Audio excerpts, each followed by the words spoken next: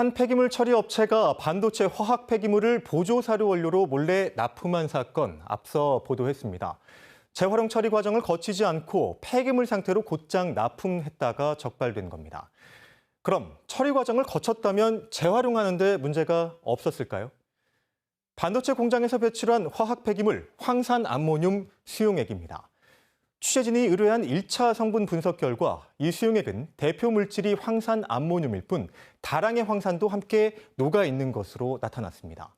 반면 황산 암모늄 자체는 이렇게 백색 결정체가 기본 성상이고 화학적으로는 중성의 물질입니다. 폐기물관리법에 따르면 앞서 본 화학 폐기물은 재활용이 가능합니다. 단 조건이 붙습니다. 반응, 증발, 농축 등 공정을 통해 원료 물질로 다시 쓸 수 있게 만들라는 겁니다. 그렇다면 앞서 보여드린 황산 암모늄의 수용액을 재활용할 수 있도록 처리 과정을 거치면 백색 가루 형태의 황산 암모늄이 나와야 할 것 같지만 현행법에선 꼭 그렇지도 않습니다. 재활용 처리 공정의 원칙과 기준이 허술하기 때문입니다. 반도체 폐기물인 황산 암모늄 수용액에 미량의 약품을 타 다시 재활용할 수 있다고 주장하는 폐기물 처리업자. 신루배당 1리터만 들어가면 되거든요. 그게 재활용 공정이거든요. 재활용하게 되면은 이거는 액상 황산 암모늄이 됩니다. 폐기물이 아닙니다. 거기서. 과학적으로 타당한지 검증해 봤습니다. 을 넣는 공정은 그거는 화학적으로 전혀 의미가 있을 가능성이 전혀 없습니다. 암모늄 양이온, 양이온, 황산 음이온 이렇게 세 종류의 이온이 녹아 있는 거지 그들 사이에 반응은 일어나지 않습니다.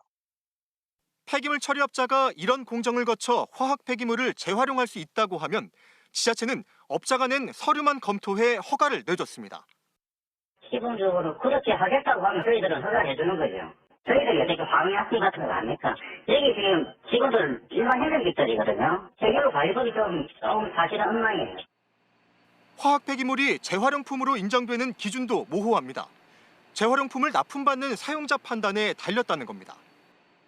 제품이라는 것은 약간 수요처에 맞게 수요처에서 이거를 받아들인다라고 하면 그것 자체로 제품으로 볼. 이런 괴리는 촘촘하지 못한 법에서 발생했습니다. 일반적인 폐기물과 화학 폐기물은 기본적인 성상은 물론 환경과 인체에 끼치는 영향 모두 다른데 폐기물관리법엔 처리법이 세분화돼 있지 않습니다. 공적 기관이 그 안전을 책임지는 접근이 필요한데 그 안전을 사전에 점검하는 과정이 좀 제도화될 필요가 있다. 이게 현재 법제도에서 취약한 부분이 아닌가. 반도체 화학 폐기물의 재활용 처리 기준과 과정에 대한 관리 감시 체계는 처음부터 허점투성이었습니다. KBS 뉴스 우정현입니다.